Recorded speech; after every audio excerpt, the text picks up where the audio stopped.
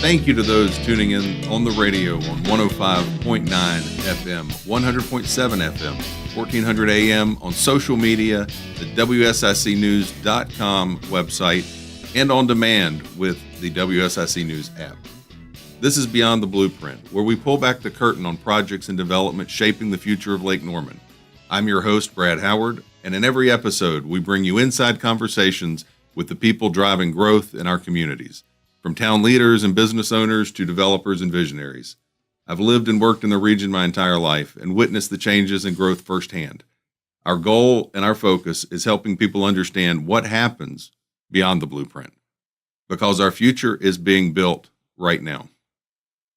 Today goes beyond the blueprint in an open conversation with Representative Todd Carver from the 95th House District. Learn about his experience coming into this brand new. Yep. But you're not new to politics. Definitely not new to the area. Definitely not. Definitely not new to the area. You and I are an anonomaly. You realize that we're part of the Unicorn Club. We are the Unicorn Club. People I like who that. Born here, raised here, and stayed here. So, yeah, thank you for having me on, Brad. I enjoy the opportunity to sit down and talk about things that we got going on in our community, and I appreciate it. Oh, you have a lot going on, but before we get into the weeds on everything, who is Todd Carver? Give us a little bit about you. You said you've been here for your whole life, and all except for I graduated from Mooresville High School, 1990. Went off to the service for 4 years. Came back home. Became a police officer at Mooresville PD. Then I switched to the sheriff's office in 2000, and I stayed there till I retired 2020. When I left the police department, I went to work for Mitchell Community College, training police officers.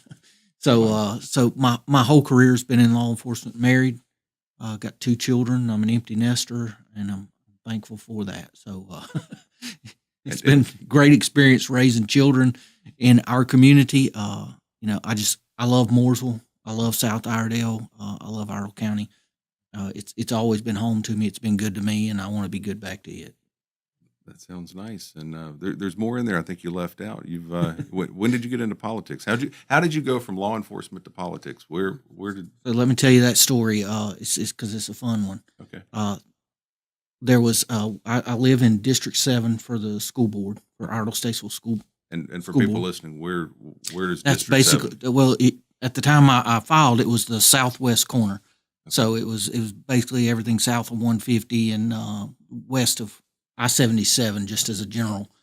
The district's changed a little bit now, Right. so that's not exactly how it looks today. But at the time, there was nobody had filed to run for school board in District 7, which is where I live. And so I tell you, I talked about it with my wife. We kicked it around. I prayed about it. And I had come to the conclusion, after a lot of thought and prayer, that I would wait till 11:30 on the final day of filing. And because the filing deadline was 12 o'clock noon. And that if nobody had filed to run, that I was going to put my name in the hat. You just walked in, filled out the papers. $5, you too could be on the school board. And so at 11:30, I did exactly what I had planned to do. I walked in there and nobody had filed to run. I paid the $5, and it was a great learning experience for me. Just to see, how things move and how things work. And I really enjoyed the time, as being part of the school board. I mean, it's a large employer. Mm-hmm. A lot going on. A lot going on, more than 2,000 employees. Your budget was something, $220 million. I mean, there was a lot. And just a little bit of growth happening at the And same a little time. bit of growth and a lot of customers. A lot of customers. So before we get to the state side, so the school board, let's talk about that. So what is the function of the school board? What did you do? In that You role? got one job there, and people like to muddy the water, but you got one job, and that's to hire and fire your superintendent. It's sort of like being the mayor of the town, then that's to hire and fire a town manager. But the superintendent was our responsibility. And now, obviously, there's more to that when you peel back the onion, but just making sure that things were being run appropriately and that things were going the way that they should. And then how did you transition? How did you say, okay, I'm not going to be on the school board. I'm going to run for House? Where, Well, so I was, I had also run for county commissioner, Mhm. and I didn't win that. And I was more than happy just to go on about my life and go on about my business. And I was watching the Andy Griffith show with my wife one night. got a phone call from somebody who was interested in talking to me. Had told me that Gray was going to be running for the U.S. congressional seat. Okay. And at the moment, I wasn't tied up on the county commission or anything else. And so I had always said I really wanted to run for that House seat, just because it's Mooresville. Right. I mean, it's my hometown, and I guess people I just identify most with in life. And so the opportunity presented itself. It was time to do it or shut up about it. And so I decided to do it. So jumping both feet into the fire.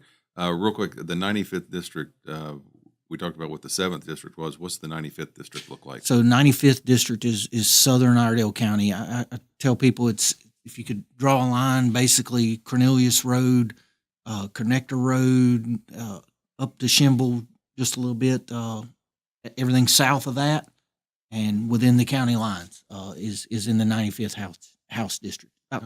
About 90,000 people in each House district, between 85 and 90. So it is really in large part the town of Mooresville. Okay. And then those unincorporated areas out, going out Brawley School Road and that sort of thing. Okay. And so you have the southern part of the county. Who's north of that line? To the west, you've got Mitchell Setzer has 2 precincts. Right. That sort of pull in from Catawba County, and then Jeff McNeely has the rest of the county going north for the entire rest of the county. Okay. And in the listening area too is also Mecklenburg, and that North Mecklenburg also has a new representative. That would be Beth Helfrich. Yes. Yep. Great. And didn't know Beth before I got to the General Assembly, but got there, and her mom was Miss Gardner, or my senior English teacher. So mine, I don't know if it was senior. it was senior or junior. I can't remember. It was one of the two, but she was one of my English teachers, right. and just a really good resource for me and an advocate for me when I was young. So it's nice to be in that situation with her. So, yeah, I know Ms. Gardner. I ran into her not long ago, so bringing back memories. I hadn't got to see her. I'm looking forward to seeing her. I want to see her. No, but a very good story. We're going to come up on the end of the segment here.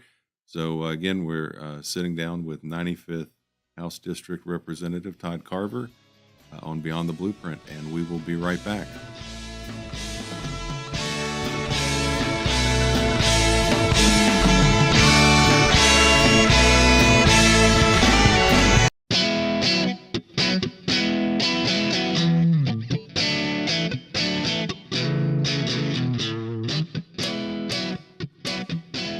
And we're back on Beyond the Blueprint with Representative Todd Carver of the 95th District, which is South Iredell, below Cornelius Road, as we were just talking about.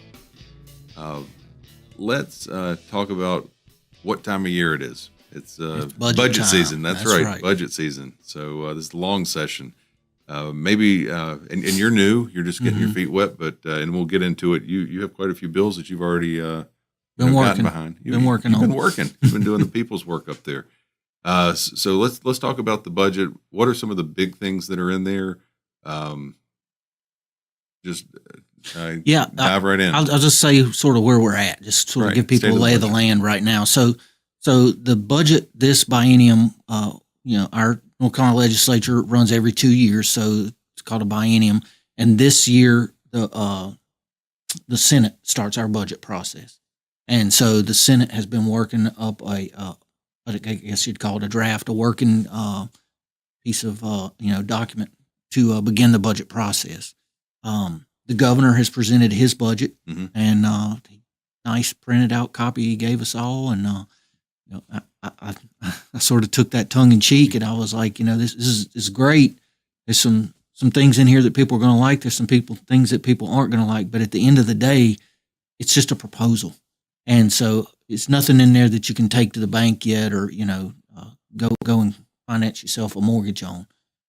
So really, it's in the hashing out phase right now. Mm-hmm. And I know that the House leadership and the Senate have been working together to try and come up with some a version, that's going to be. I think it's going to work for everybody, and then we'll kick it around for a little while. So they're saying, mid-April, the Senate should be able to present their side of the budget, and the Speaker said this week that he felt like we would get that by mid-April. Oh, good. And that, and then we would be working on the hash out and the sausage making process, and then it'll have to get presented to the governor once both the chambers agree on it. And hopefully we'll come up with something that he'll be able to sign. I'll say that being new there, you don't know what it was like. It was just your perception of what it was like. But I hear from a lot of people, in the General Assembly, that it feels like a more cooperative time between the House and the Senate, mm-hmm. and also with the governor, with the governor's, the change in leadership there. Mm-hmm. It seems more like a cooperative spirit, people willing to work together. It's good when people work together. And it is. You can get things done. It is going to, I think we're going to be able to, sometimes it's not been uncommon in North Carolina to have you're not able to get the budget. I remember when I was on the school board, you weren't able to always get the budget done sometimes mm-hmm. until September, October, ever. Everything just went out and kept getting pushed out. Yeah. And luckily in North Carolina, we have a provision that allows us to operate under last year's funding numbers. So even if you can't get a budget done on July 1st, everything remains funded at the previous level. So you don't have a state shutdown. So you don't have a shutdown. You don't need a continuing resolution. Right. You don't exactly all those problems that we have at the federal level. We don't have here. And the other unique thing about our budgeting process is we can't print money, and so we have to balance our budget. You have to work within your means. That's right. That's right.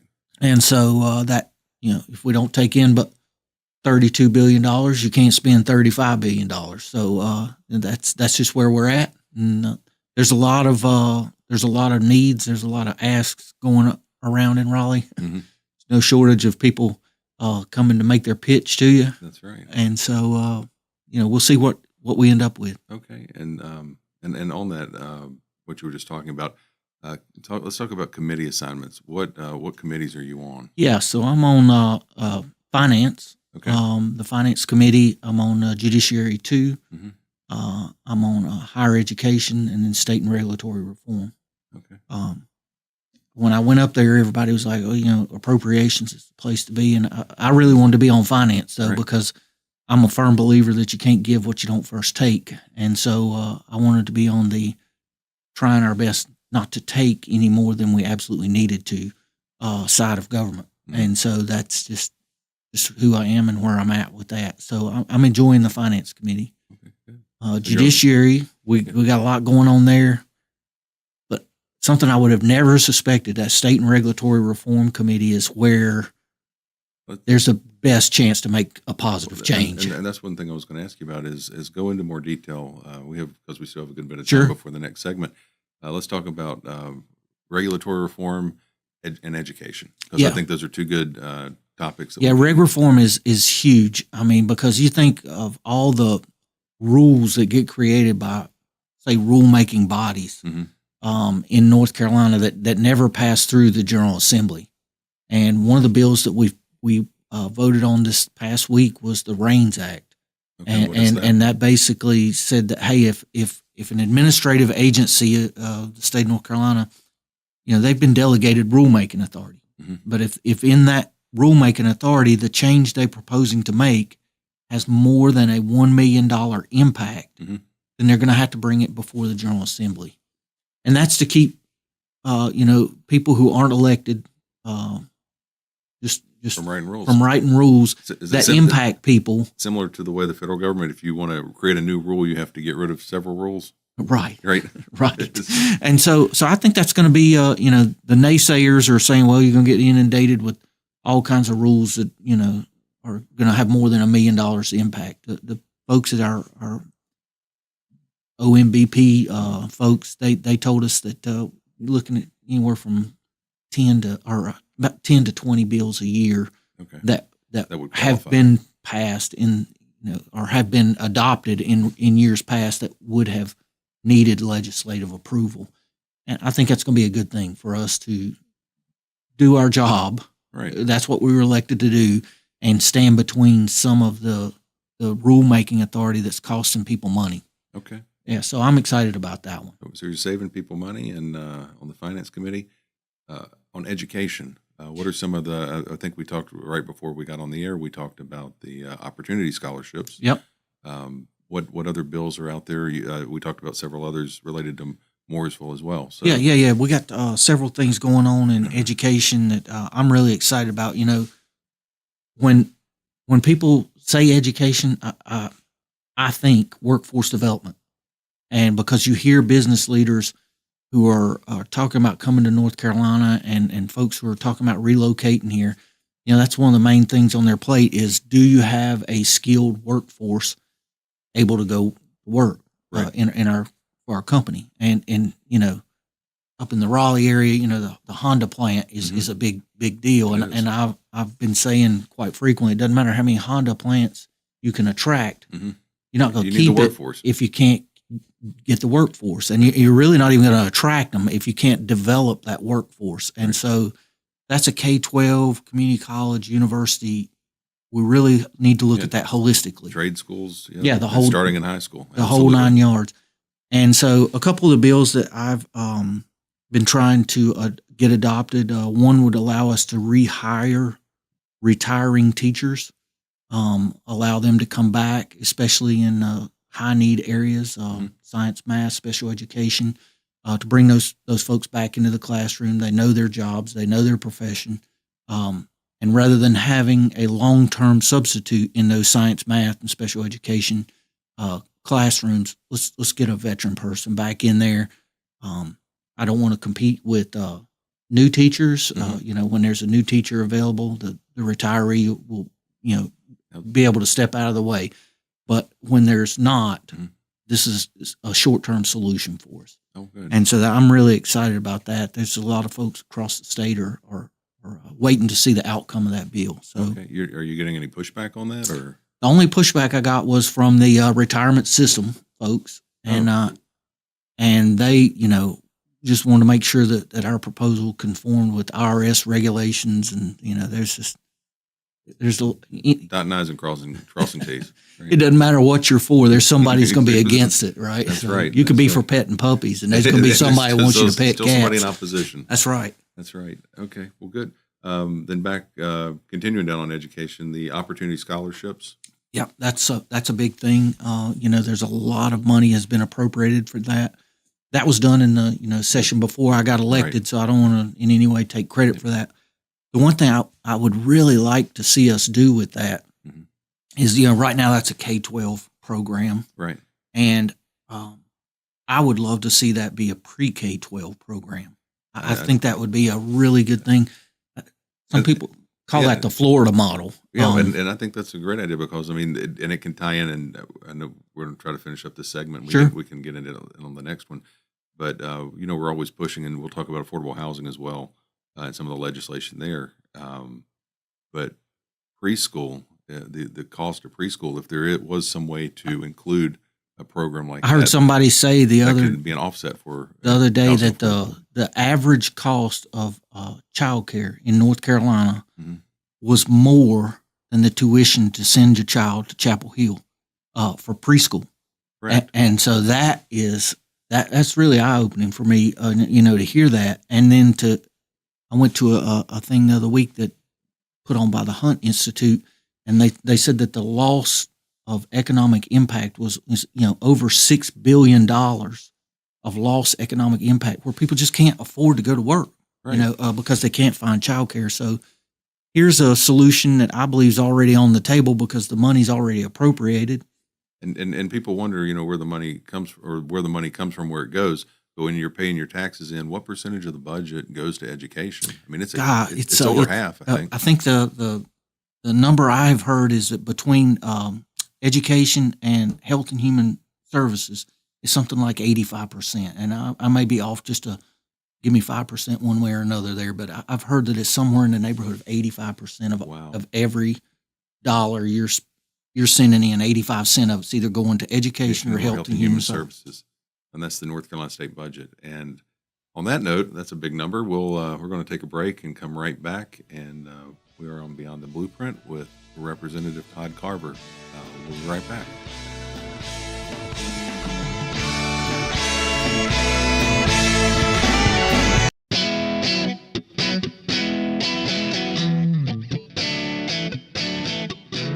And welcome back to Beyond the Blueprint with Representative Todd Carver of the 95th House District in Southern Iredell County. What we want to do now is jump into to some of this legislation we promised we're going to dive into a little deeper. Todd's been busy here his first session. I was shocked at the number of bills that already had his name on them. So let's talk about some of them here. And you talked about the teachers, the high need retired teachers program, which is House Bill 106. So maybe we'll dive into the school financial flexibility pilot program. Yeah, that's something that Vicky also, Vicky Sawyer, Senator Sawyer, our senator from Iredell County, has also. She has a little bit in Cornelius. Yeah, too. And a little North Mech section there as well. She ran a companion bill, the same as mine, 106. Okay. And it allows charter-like flexibility for Mooresville graded school district to be able to use that charter-like flexibility in their hiring program. Okay. And so that they would be able to, that's always been my criticism of, I get and I totally accept that charter schools are public schools in North Carolina. They're just as much a public school as Iredell Statesville schools or Mooresville graded. The thing that I've always wanted to push back on is that there seems to be no backflow of information. If we find out something is working well in the charter schools, then let's bring that information back to the public schools and to make them better. And I went and met with some folks from the charter school, and Pine Lake in particular, down in Southern Iredell, and they didn't disagree at all. They say, hey, we don't have to hoard all things that are good, and our hiring and flexibility program that we have would be of benefit to folks in the public school system. And so we've introduced a bill. Like I said, Vicky's running a companion bill in the Senate. Okay. Hopefully we'll be able to get it across the finish line that will allow Mooresville to just examine that and see how it would work for a public school. So give them more operational flexibility, similar to a charter school. Exactly. And that's all we're looking for right there.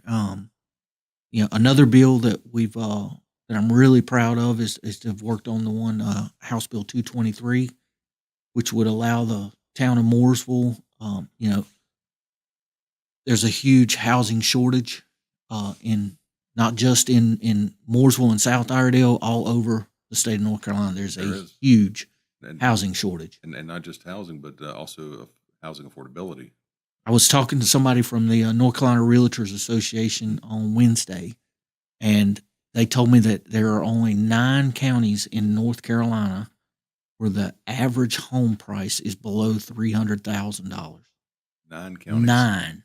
So in 91 counties, there are the average home price is above $300,000, and so that goes back to the piece we were talking about with workforce development. If it doesn't do any good to have competent people if they can't afford to buy a home and become taxpayers in your community, that's what we're all looking for. And so one of the things is the solution, or not the solution, but a solution in working towards that is House Bill 223 will allow the town, they've got some infield lots that are not really attractive to most developers. Right. And land they've already owned. Yep. Land they already own. They've got a group, and I just don't want to say who it is, but they've got somebody who's willing to put up some money to build some affordable housing for first responders and veterans. An amazing program. Going to be great. It'll be phenomenal. Going to be a really cool thing. And so the town's going to put up some land. The sponsor's going to put up the money to build the house, and they're going to go in together and create some affordable housing designed specifically for first responders and veterans. Maybe it's a program that can be replicated once it's proven out. I've had other lawmakers from other jurisdictions and towns have been asking me about this bill, and they're wanting to see it come to fruition, see it work, and then I think it'll probably be replicated in other places across the state. So I'm really excited about that bill. And it needs to be. That's one thing that a lot of people they take for granted is the people that are in service, the teachers, the firefighters, everyone.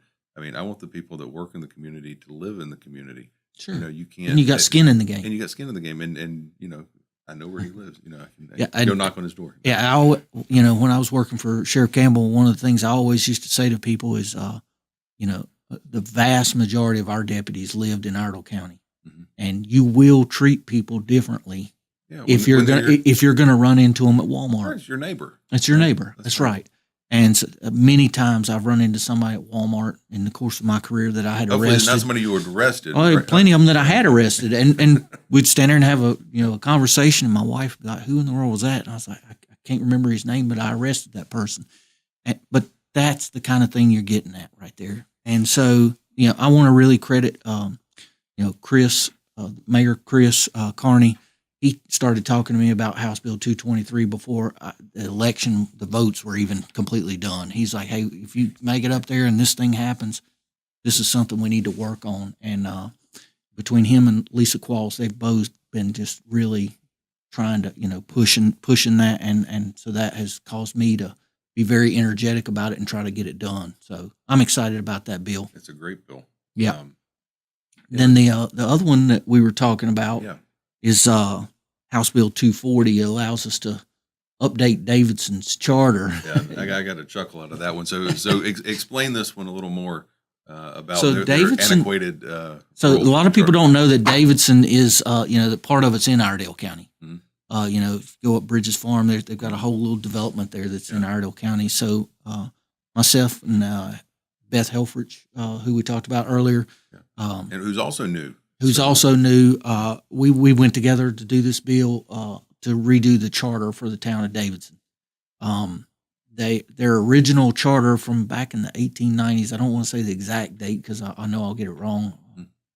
But at any rate, it's very old, and it required the town to have a cotton wear and a annual mayor's tribunal, and so now we've gotten cotton wear and a tribunal. Cotton wear and a tribunal. So luckily, I think they've just been skirting around not having the cotton wear, but they we wanted to get that. They wanted to get it updated. Right. They had approached Beth and myself about trying to get that updated so that they could, be in compliance with their own charter.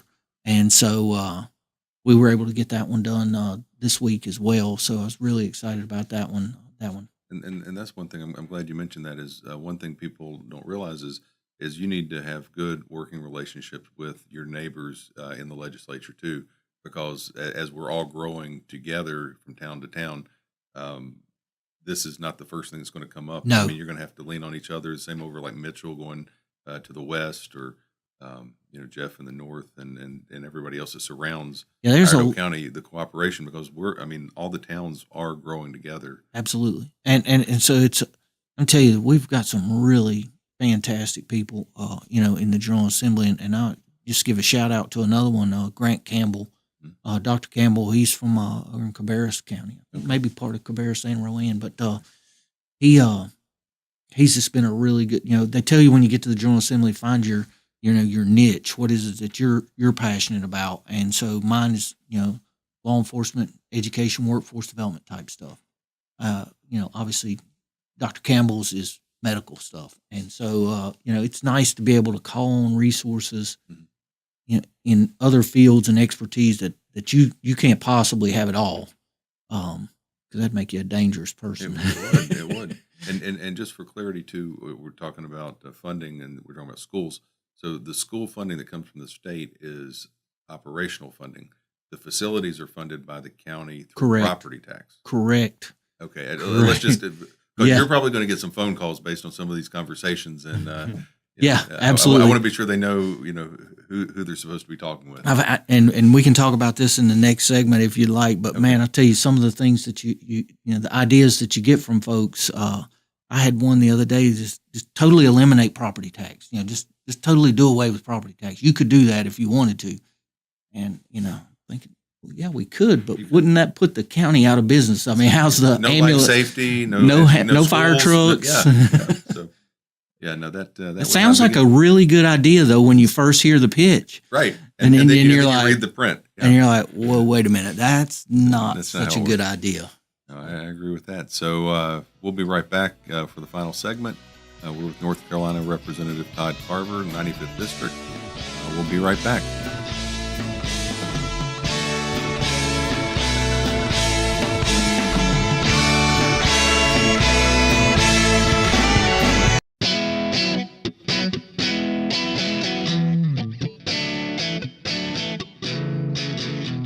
And we're back with North Carolina House of Representatives member Todd Carver, the 95th District, which is southern Iredell County. He's new up there this session, but he's making waves with a lot of bills being introduced. And we've talked about a lot of things. We've talked about education. We've talked about law enforcement. We've talked about real estate and affordable housing.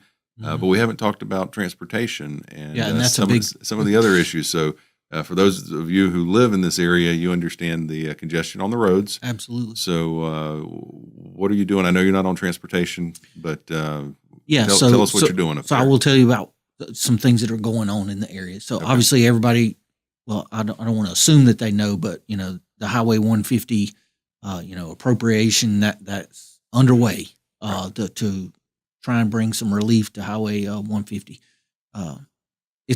I've been trying to temper expectations with that by saying I think it will get worse before it gets better. But at least it's moving forward. But it is moving forward. You're not going to spend $240 million between Mooresville and Sherrills Ford and not make some mud holes. You're going to have to. There's going to be some disruption in that. Right. And so we've asked for it. We're getting it. Let's just pack a little patience with it, and hopefully we'll get it. We'll be better for it when it's completed. Some of the other transportation, issues. It's important to put it in context for everybody. Hurricane Helene is not going to be an excuse, going forward, but it is going to have an impact on the state's budget, and particularly in transportation dollars.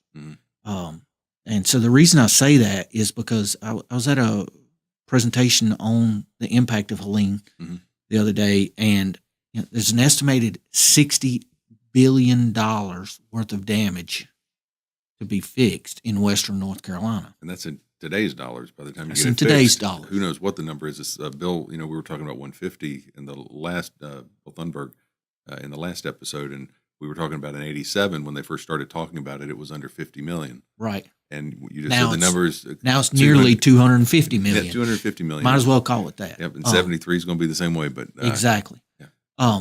So that $60 billion worth of estimated damage, we have commitments from the federal government and some money that we've been able to appropriate for $15 billion. Okay. The thing that people have to understand is of that. So for FEMA money, things of that nature, the state of North Carolina has to front load that. Okay. We have to pay the money up front. You have to advance it before the feds come in and and wait reimburse for the federal reimbursement. Now it's like a 90-10, right. Reimbursement rate. So but you still have to have a pot of money there. And you don't get to print money. To move forward, and we don't get to print money. That's exactly right. That's a huge difference. And so I'm told that we're still waiting on some FEMA money from Hurricanes Matthew and Florence. What year was that? And I don't even remember, but it's like 2018, 2019, stuff that happened 5 years ago that we're still waiting on the funding to come back for. So I'm not saying you're fronting the money for like 90 days. We're talking about fronting the money for 5 years or until until the federal government decides to repay it. So, Now, do you that think, being said, do you think that any of these cuts in the federal government will impact that, or is always that potential. Oh, okay. Always that potential. I mean, and we can talk about that as well. There's that needs to be done. We're going to have to go through that pain. Or so is North Carolina going to have a Doge? We've talked about it. We already have a Doge. We have an auditor. You have an auditor. We have Right. an auditor, That's right. and so that's that auditor's job is to do that. Yeah. And so the legislature is certainly willing and capable of working with the auditor to get that done. Mhm. But back to the transportation, Yes. there's a list of construction projects called the STIP. Mhm.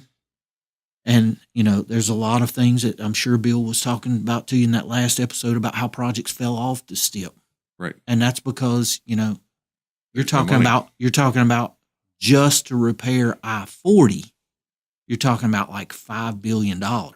Right. And that's just one road.